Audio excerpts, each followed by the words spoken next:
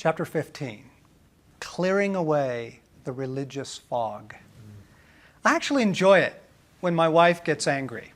Not at me, of course, though even then sometimes it does make me laugh. Stacy has such a good heart and such a gracious spirit that when she finally does get riled up about something, the moment feels very apropos. Like when she runs the neighborhood bully off from a group of small children. Finally, go get him, girl! It reveals another side of her, a fiery side, and her personality becomes richer, not diminished. The way a person gets angry and what they get angry about is a real clue to their inner world. Wouldn't it get your attention if one of those YouTube videos that goes viral was a clip of Mother Teresa ranting and raging and breaking stuff? Right? You'd watch it. I guarantee it. Right? Because it's so out of character. You would be fascinated by it because her anger seems so other. So what about Jesus? What really fries this humble, gracious, patient man? Well, there's actually only a handful of accounts of Jesus getting good and mad in the Gospels, which is surprising given how much provocation he was provided. In fact, the Greek word for angry is only used once to describe Jesus. And where does he happen to be at that moment? At another time, he went into the synagogue, and a man with a shriveled hand was there. Some of them were looking for a reason to accuse Jesus, so they watched him closely to see if he would heal on the Sabbath. Jesus said to the man with the shriveled hand, "Stand up in front of everyone." And then Jesus asked them, which is lawful on the Sabbath? To do good or to do evil? To save life or to kill? But they remained silent. He looked around at them in anger and deeply distressed at their stubborn hearts. He said to the man, "Stretch out your hand." He stretched it out, and his hand was completely restored. Do you understand why the vast, beautiful heart of Jesus rises in anger toward these clerical bullies? This is the same ferocity we see in the temple. Do you understand the personality of God now? And the horrible nature of religious falsehood? Maybe it's more revealing to ask, do you share his anger at this stuff? This is what infuriates Jesus, so it ought to be what infuriates us. Or have we made a cordial détente? As I said earlier, if you simply read the Gospels without bias, you cannot come to any other conclusion than that religion is the enemy or in the hands of the enemy. Every hostile encounter Jesus has is with very churchy people. This spirit is the great enemy of our life with God. And it is this spirit that Jesus warns his boys about when they were whispering in the boat about bread. Okay, be careful. Jesus said to them, be on your guard against the yeast of the Pharisees and Sadducees. And then he says it again to make sure they're paying attention. Be on your guard against the yeast of the Pharisees and the Sadducees.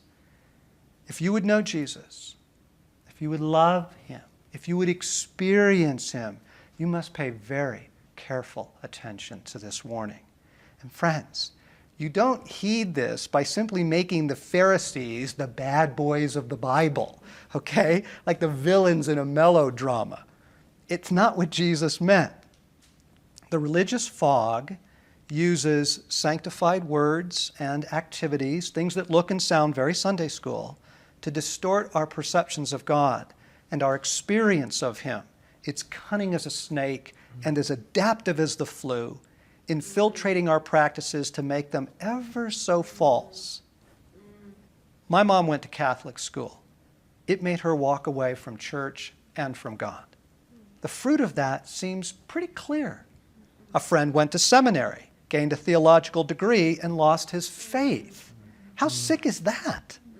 A good friend of mine was subjected to rigorous Bible classes as a child. She now hates the Bible. You shall know them by their fruit. I'm not on a tirade.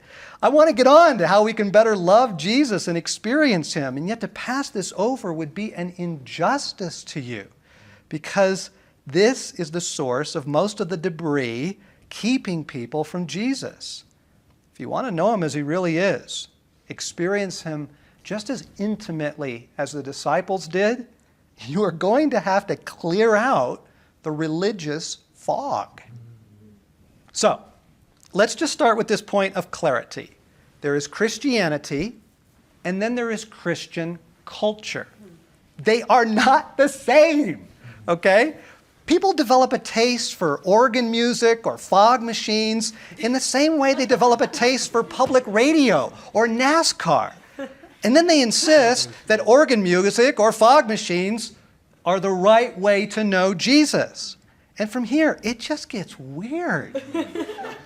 Big hair, reverent tones, shouting, robes, funny hats, smells and bells, tambourines, Broadway-style services managed down to the second.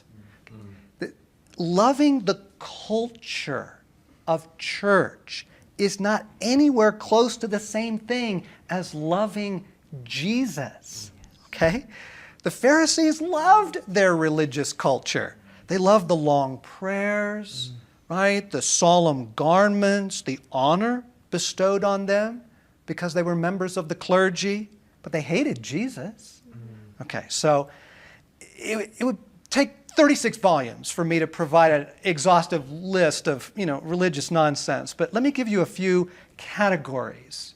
When the religious is operating, false reverence replaces loving Jesus. Okay, that's one. In fact, loving Jesus is considered optional. I know, it's too hard to believe, but it's really quite common. It's as if we think you can be a Christian, but being in love with God is optional, sort of like extra credit. Knowing about God substitutes for knowing God. Therefore, teaching is exalted. Good content is what matters. Members can explain to you theories of the atonement or the 7 steps to a good and successful life, but they cannot name one intimate encounter they've had with Jesus. Not once in their life have they heard him speak to them. A great deal of what is adamantly taught about Jesus is frankly taught by people who don't know him very well. When religious is operating, religious activity is confused with commitment to Christ, all right? So church activities are considered more important than other types of activities. Those who do not engage regularly in religious gatherings are suspect, and leaders get very defensive about church. But to suggest this is to incur something along the lines of malice. Christian service substitutes for friendship with Jesus. Particularly popular in our age of social justice. We take our best and brightest saints and ship them off for indentured servitude. Exhausted Christians working for noble causes, but they don't report a daily encounter with Jesus. Who is held up as models for serious Christian commitment in your world? Is it, here is Jeff, he really knows Jesus, or here is Jeff, he serves the poor in India? When the religious is operating, a trivial morality prevails. I once attended a church where the word hell was not allowed to be spoken, although it is often spoken in the Bible. Instead, we were to say H-E double toothpicks or double hockey sticks, which makes holiness downright silly. Okay, so here's the question to ask. What would it take for a person to get fired from your church or Christian school or ministry, college institution? Right? Are the things on their list the things you see Jesus upset about? And finally, the system operates on the fear of man. What good people might say rules this world. Members toe the line, not because they're captured by God, but because they're afraid of what people will say if they don't. If you are part of this system, ask yourself, do people here act like Jesus? Meaning, would they confront a Pharisee as a son of hell? Would they break the Sabbath to heal someone? Would they give a wedding 900 bottles of wine? And if not, why not? Okay, some of my listeners are going to get their shorts in a bunch over this. Let me be clear. This is not an anti-church statement. I am not anti-church. I go to church. The simple test is this. Do you encounter Jesus there? Or in any of the Christian things you do? Does it draw you into a genuine understanding and experience of Jesus as we find him in the Gospels? If not, there's a problem. Friends, if you would know Jesus as he is, if you would let him simply be himself with you, then run.